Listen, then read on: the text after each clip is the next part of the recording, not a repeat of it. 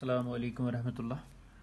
Now, after discussing the center of mass of different rigid bodies, now we'll study center of mass motion. इसको motion of center of mass भी कहते हैं, ठीक है ना।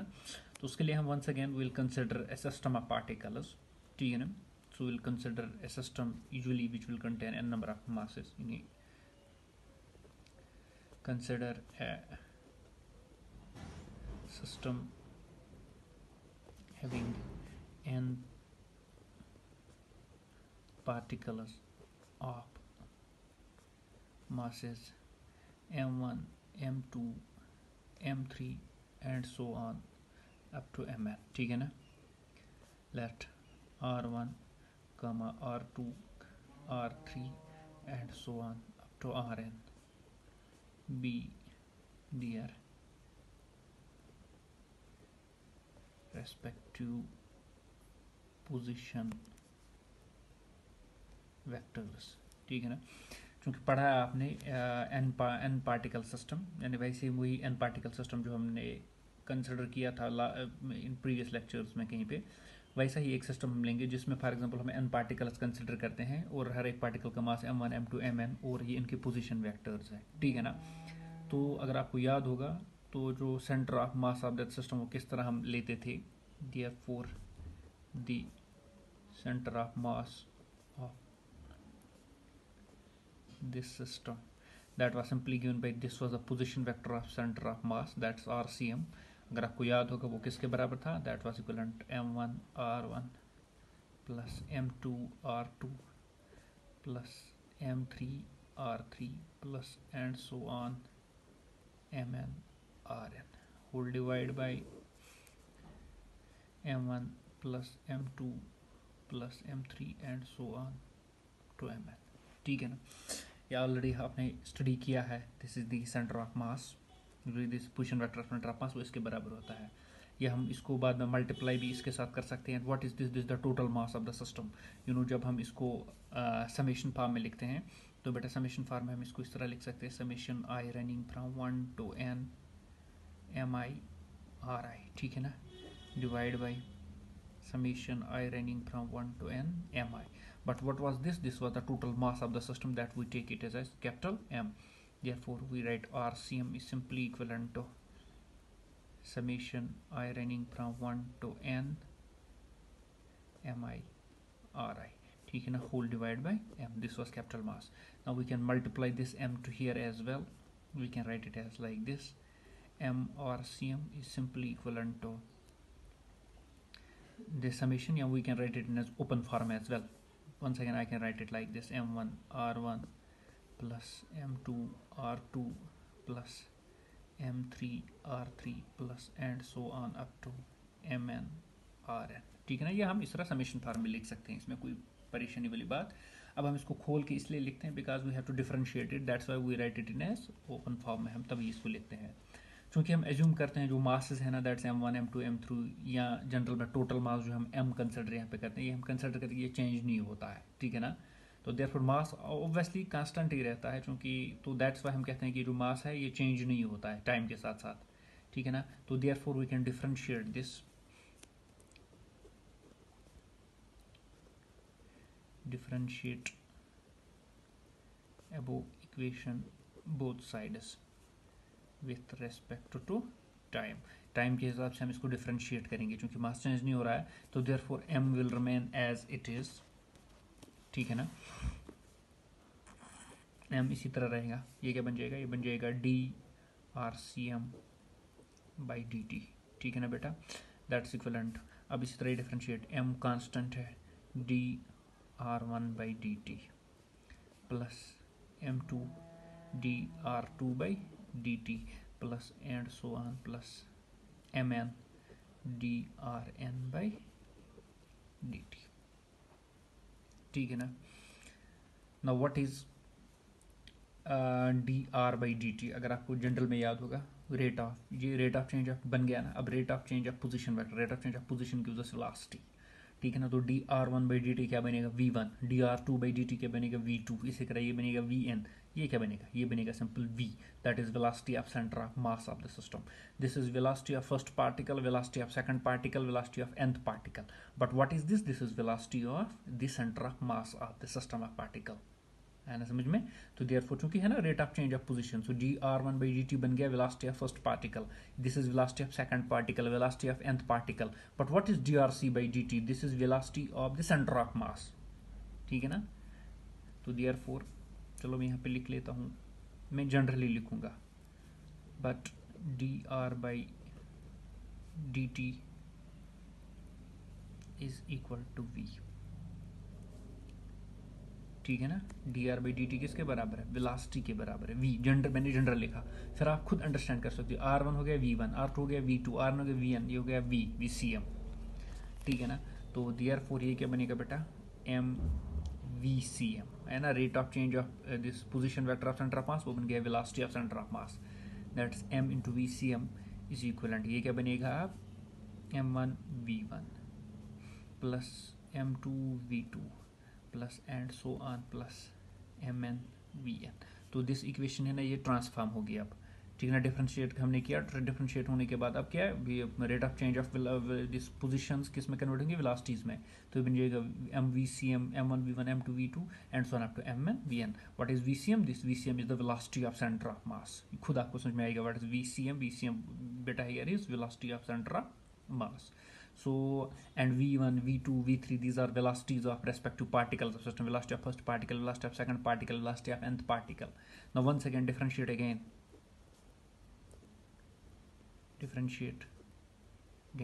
जब आप फिर से इसको डिफरेंशिएट करेंगे विथ रेस्पेक्ट टू टी के हिसाब से, तो therefore once again mass will remain the constant, it will become dVcm by dt is equal to m d1 by dt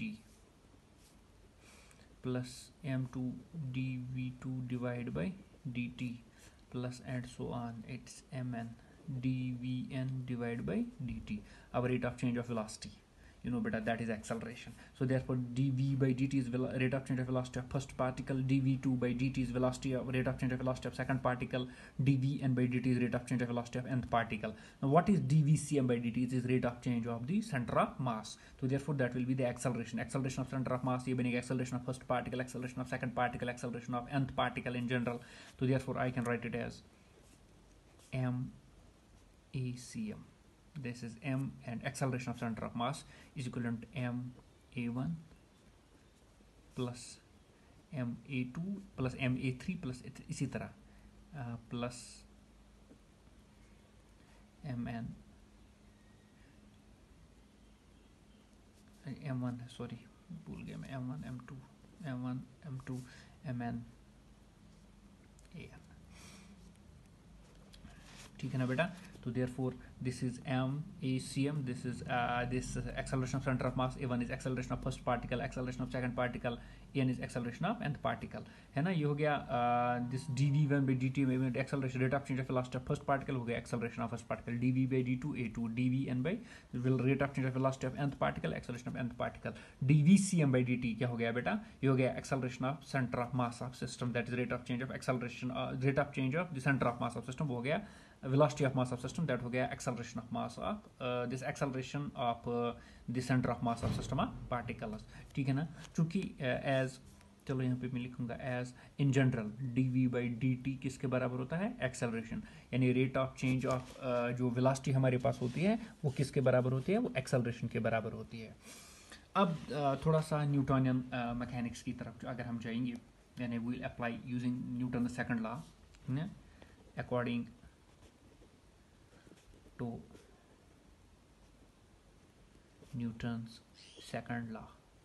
Newton second law के हिसाब से हमको पता है f किसके बराबर है, f is simply equivalent m into a। अब यहाँ पे m की बारिश हुई है, m a, तो therefore this is macm is equivalent m1 a1 m2 a2 mn an, generally है ना इसी तरह। तो therefore what will be m1 a1 equivalent, it will be equivalent f1 f2 fn general में, ठीक है ना। तो देयरफॉर हमारा macm किसके बराबर आएगा बेटा, it will be equivalent f1 plus f2 plus and so on plus Fn, ठीक है ना. Where F1, F2, Fn be these are the external forces acting on M1, M2 and Mn respectively. F1, F2 and so on Fn are the external forces acting on M1, M2 and so on up to Mn.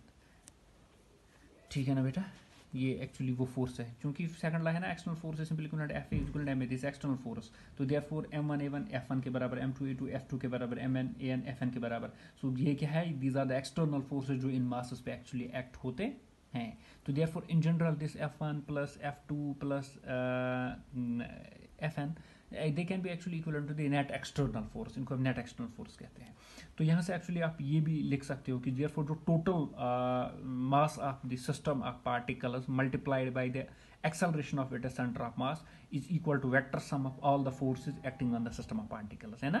And we can say that therefore the total mass, है ना, m is the total mass of the system of particles multiplied by acceleration of center of mass is equal to the vector sum of all the forces acting on the system of particles, ठीक है ना. तो इनमें से among these forces, इन फोर्सों में से there will be external forces which will be exerted by agencies outside the system and also internal force. यानी इन forces में से एक्चुअली बेटा कुछ फोर्सेस तो एक्सटर्नली एक्ट होते हैं सिस्टम ऑफ पार्टिकल्स पे, लेकिन वहाँ पे इंटरनल फोर्सेस भी होते हैं which are exerted by particles of the system on one another, जो पार्टिकल्स एक दूसरे पे एक्ट करते हैं, ठीक है ना. और वो हमको पता है already from Newton's third law of motion that जो internal forces exist in equal and opposite pairs. तो देयरफॉर जो कंट्रीब्यूशन इन इंटरनल फोर्स का होता है वो जीरो रहता है, ठीक है ना. ओनली जो एक्सटर्नल फोर्स है ना वो कंट्रीब्यूट करते हैं यहाँ पे. तभी मैंने ये जो external these are only external forces. अब इन फोर्सों में जो कंट्रीब्यूशन रहेगा, हम बहुत सारे फोर्सेस देख सकते हैं. अब जब इक्वेशन अगर हम देखेंगे, इन फोर्सेस में कुछ इंटरनल फोर्स भी हो सकते थे, एक्सटर्नल फोर्सेस भी है, लेकिन इंटरनल फोर्स का इंपैक्ट नहीं रहता है. इंटरनल फोर्सेस एग्जिस्ट होते हैं इन इक्वल एंड अपोजिट पेयर्स, तो वो कैंसल आउट होते हैं न्यूटन थर्ड लॉ के हिसाब से. तो therefore it is only the external force जिनका कंट्रीब्यूशन रहता है इस इक्वेशन में, ठीक है ना.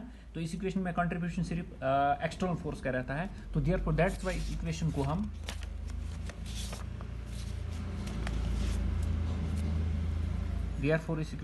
लिख सकते हैं इस तरह, MACM is equivalent F external. समझ why it is write it as F external? Why? Because the contribution is only due to the external force. Internal forces वहाँ पे cancel हो जाते हैं. तो therefore MACM is equivalent F external, ठीक है ना. where F external is the sum of all external forces acting on the particle as a system, है ना. हम कह सकते हैं the center of mass of system of particles move.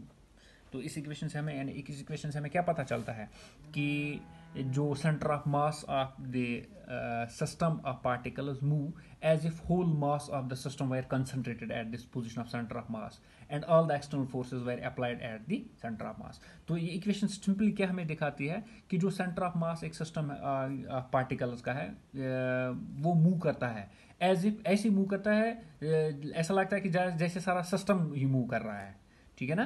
तो जब उस पर कुछ एक्सटर्नल फोर्स एक्ट होता है, तो देयरफॉर ऐसा हम कह सकते हैं this equation simply states that the centre of mass of system of particles move as if whole mass of the system were concentrated at the position of centre of mass and all the external force were applied at the centre of mass, ठीक है ना बेटा.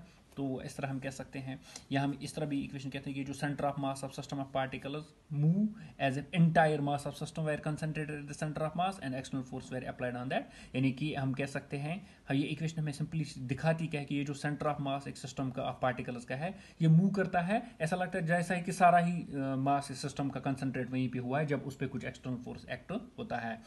तो यहाँ पे हम conclude करेंगे that whatever be the system of particles and whatever be the motion of individual particles, the center of mass of system moves according to this equation, ठीक है ना.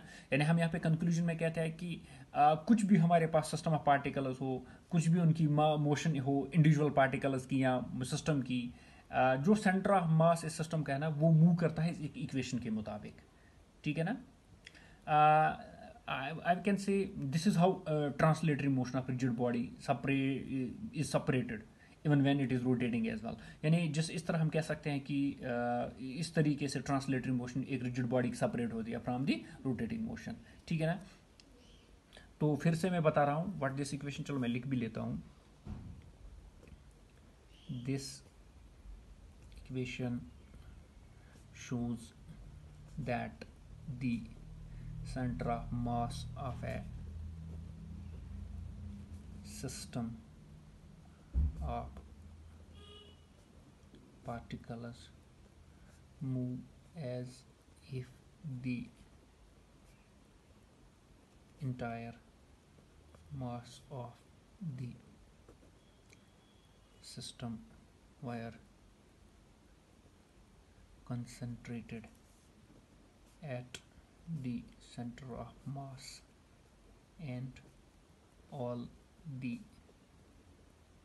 external forces were applied at that point। यानी ये equation दिखाती है हमें कि ये जो centre of mass of system of particles वो मूव करता है जैसे ही सारा मास उसी पॉइंट पे एक्ट हुआ है, ठीक है ना।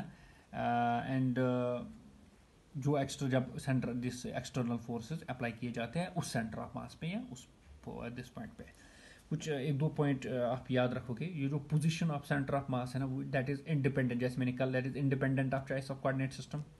कल भी मैंने आपसे कहा था कि ये कोऑर्डिनेट सिस्टम पे डिपेंड नहीं करता है। जो position of centre of mass वो अनचेंज रहता है in rotatory motion, while position of centre of mass changes with translatory motion, ठीक है ना। एक्चुअली सेंटर ऑफ मास कल भी मैंने आपसे कहा था डिपेंड करता है आपकी shape and size of the body and mass distribution किस तरह हुई है बॉडी में, वो इन चीज़ों पर डिपेंड करता है।